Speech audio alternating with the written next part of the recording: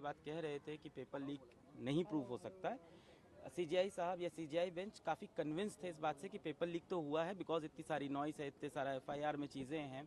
अब वो ये डिटरमाइन करना चाहते हैं किस एक्सटेंट तक पेपर लीक हुआ है, क्या वो लिमिटेड बच्चों में गया है या वो बहुत सारा, जैसे आज के टेक्नोलॉजी का एज है तो उन्होंने ये भी बोला क्या टेक्नोलॉजी की हेल्प से पेपर काफ़ी बच्चों में लीक हो गया है।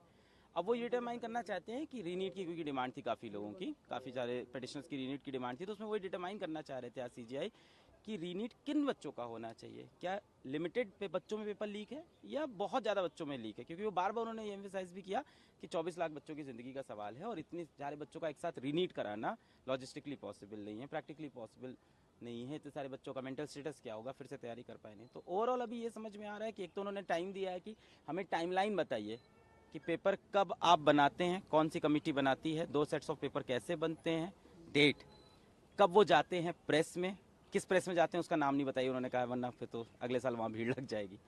फिर वहाँ से पेपर वापस क्या दिल्ली आता है या सेंटर्स पे जाता है, सेंटर्स पे कैसे जाता है, वहाँ से बैंक्स पे कैसे जाता है स्टेट्स में, फिर वहाँ से सेंटर पे, पूरी चेन ऑफ कस्टडी जो पेपर की है उसको उन्होंने कहा कि हमें देखना है, ताकि हम डिटरमाइन ये कर पाएँ कि पेपर लीक जो हुआ है क्या वो मॉर्निंग में हुआ था 5 में के, अगर मॉर्निंग में हुआ है तो किस टाइम में हुआ है, कितने टाइम पहले हुआ है पेपर से। अगर बहुत कम टाइम पहले हुआ है तो चांसेस कम है कि स्प्रेड हुआ होगा, और अगर थोड़ा ज़्यादा पहले हुआ है तो चांसेस ज़्यादा स्प्रेड हुआ होगा। और उन्हें ये कंक्लूसिव प्रूफ यही चाहिए अब कि पेपर कितने बच्चों में लीक हुआ है, पहुंचा है कि नहीं। बाकी एक और चीज़ बड़ी अच्छी बोली, जो डिमांड हम सब भी बहुत टाइम से कर रहे थे, उन्होंने ये भी कहा है कि आप अपने डेटा की एक बार एनालिटिक्स की, ऑडिट वर्ड तो यूज़ नहीं किया, उन्होंने कहा अपना डेटा एनालिटिक्स पूरा चेक करिए और उसमें इरेगुलरिटीज़ ढूंढिए, कहीं ना कहीं ऐसे आपको पैरामीटर्स रेड फ्लैग मिल जाएंगे अपने डेटा के अंदर कि ऐसा हो कि 700 के ऊपर जो नंबर है वहाँ पे नंबर ऑफ स्टूडेंट्स या percentile of students last year से इस ईयर ज़्यादा बढ़ा हो, जो कि है एक्चुअली है।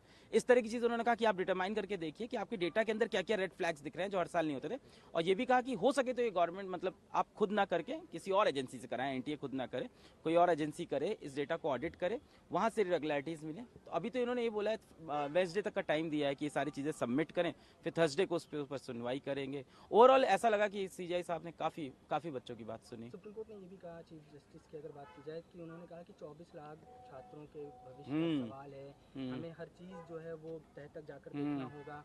पेपर कब लीक हुआ, पेपर लीक होने का नेचर क्या था, कहाँ लीक हुआ, किस तरह से लीक हुआ, ये तमाम बातें हैं। इसके अलावा सुप्रीम कोर्ट ने ये भी अपने ऑर्डर में लिखवाया कि जो उल्लंघन हुआ है वो सिस्टमेटिक तरीके से हुआ है, यानी जो ब्रीच हुआ है पेपर लीक को लेके, उसमें वो सिस्टमेटिक तरीके से हुआ है, पूरी परीक्षा को प्रभावित किया है या नहीं किया है, उल्लंघन, ये तमाम सवाल जो है वो पूछे हैं एनटीए से भी। इसका कारण ये रहा क्योंकि 2015-16 का जो मैटर है, जहाँ पे री टेस्ट हुआ है एआईपीएमटी में, वहाँ पे ये एक्सेप्ट ये लिखा गया था माननीय कोर्ट के जजमेंट में कि सिस्टमैटिक फेलियर था। तो सिस्टमैटिक फेलियर के अंदर जब होता है तो उसके अंदर रीटेस्ट आपको कराना पड़ सकता है। तो ये डिटरमाइन करना चाहते हैं कि सिस्टमैटिक फेलियर है या कुछ लोगों की मैल प्रैक्टिसेस के अंदर इन्वॉल्व है। जैसे बिहार पुलिस की जब आप एफआईआर की कॉपी पढ़ेंगे डिटेल में, मैंने कई बार पढ़ी, उसके अंदर लिखा हुआ है कि कुछ एनटीए के ऑफिशियल भी इन्वॉल्व थे, विच मीन सिस्टमैटिक फेलियर। इसीलिए शायद वो पूरी कस्टडी ऑफ पेपर जानना चाहते हैं कहाँ से कहाँ गया, कि इसके अंदर सिस्टमैटिक फेलियर है कि नहीं है। इसके सिवा गोधरा वाले मुद्दे पर भी काफ़ी देर चर्चा हुई है, सभी मुद्दों को 2 घंटे तक डिटेल में सुना गया है। अब इतने समय में इतना ही सुन सकते थे, तो डिटेल में गोधरा वाला मुद्दा भी सुना गया है, बिहार का मुद्दा भी सुना गया है, इवन ग्रेस नंबर का मुद्दा भी डिटेल में सुना गया है। एक सेंटर से 6 बच्चे कैसे 720 में 720 ला सकते हैं, ये भी सुना गया है। तो हाँ, अब 24 लाख बच्चों की ज़िंदगी यहाँ पे दांव पे लगी, इसलिए सीजीआई ने कहा है कि एक बार में हम ये नहीं बोल सकते कि जाओ रीनीट कर लो।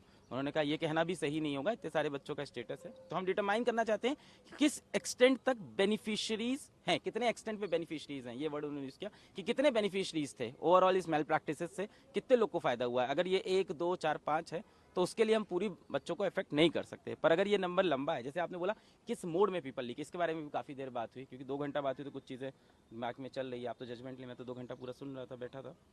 एक बड़ा अच्छा चीज़ उन्होंने ये भी बोला कि जो आप पेपर डिस्ट्रीब्यूट करते हो, जो chain of custody of paper है, जब आप प्रिंट पे जाता है वापस दिल्ली आता है कि नहीं ये बताया नहीं उन्होंने सॉलिसिटर जनरल ने कहा कि हम पूरा पूछ के सब चीज़ लाएंगे।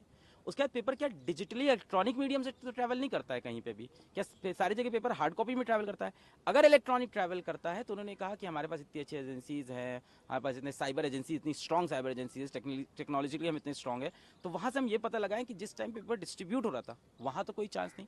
एक और बड़ी चीज़ अच्छी सीजीआई साहब ने ये भी पकड़ी, और मतलब जैसे आई वॉज सो हैप्पी, आज मैं इतना खुश था सीजीआई साहब को देख के।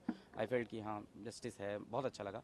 उन्होंने एक चीज़ और बड़ी अच्छी बोली कि कितने अब्रॉड में कहाँ कहाँ पे पेपर कंडक्ट होता है, भारत से बाहर कितने सेंटर्स हैं, और वहाँ पेपर कैसे पहुँचता है, क्या वहाँ पेपर डिजिटली पहुँचता है, अगर डिजिटली पहुँचता है तो लीक होने के चांसेस क्या हो सकते हैं। तो उन्होंने ये भी बात की कि हम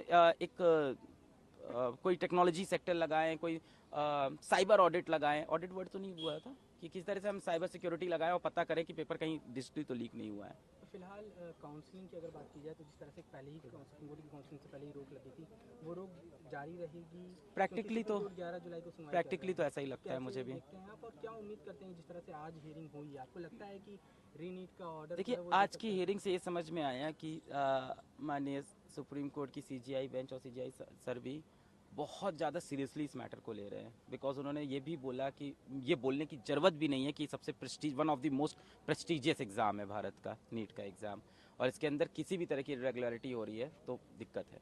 दूसरा, आप ये भी देखो, उन्होंने ये भी बोला, बड़ी ही देखा जाए तो बड़ी दूरदर्शी भी थी, उन्होंने बोला नेक्स्ट ईयर क्या स्टेप लेंगे आप कि अगली बार ऐसा लीक ना हो। चलो ठीक है, इस बार लीक हो गया पेपर, उन्होंने ज़्यादा प्रीज्यूम किया ये चीज़ कि लीक हुआ है, क्योंकि प्रूफ्स काफ़ी सारे सामने थे।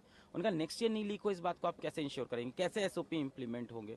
तो ओवरऑल इस सबसे होपफुल तो है कि जो डिसीजन आएगा बच्चों के फेवर में होगा और वो जस्टिस होगी। पर हाँ, ऐसे में यही है कि वैसे फैसलों में फैसले आ सकते हैं, न्याय आना बहुत मुश्किल है। रीनीट होता है तो भी बहुत बड़ी दिक्कत है बहुत से बच्चों के लिए जिन्होंने अच्छा परफॉर्म किया, नहीं होता है तो पता नहीं, तो भी दिक्कत है शायद, अगर पूरा एक प्रोसेस ब्रीच्ड है तो इस बारे में कहना भी डिफिकल्ट है। डिसिप्लिनरी कमेटी फॉर्म करने की भी बात की है ताकि यस बात की उस बारे में कि एक कमेटी बनाई जाए। उन्होंने ये भी सजेशन दिया क्या उसके अंदर किसी सुप्रीम कोर्ट के ही जज को हम अपॉइंट कर दें, इस बारे में भी बात की। हाँ, इसके बारे में बात की है कि ऐसी कोई कमेटी बना जाए, बट अभी तो सीबीआई से ही मांगी है इंस्टेंट रिपोर्ट और सारे डेटा मांगे हैं। ठीक है।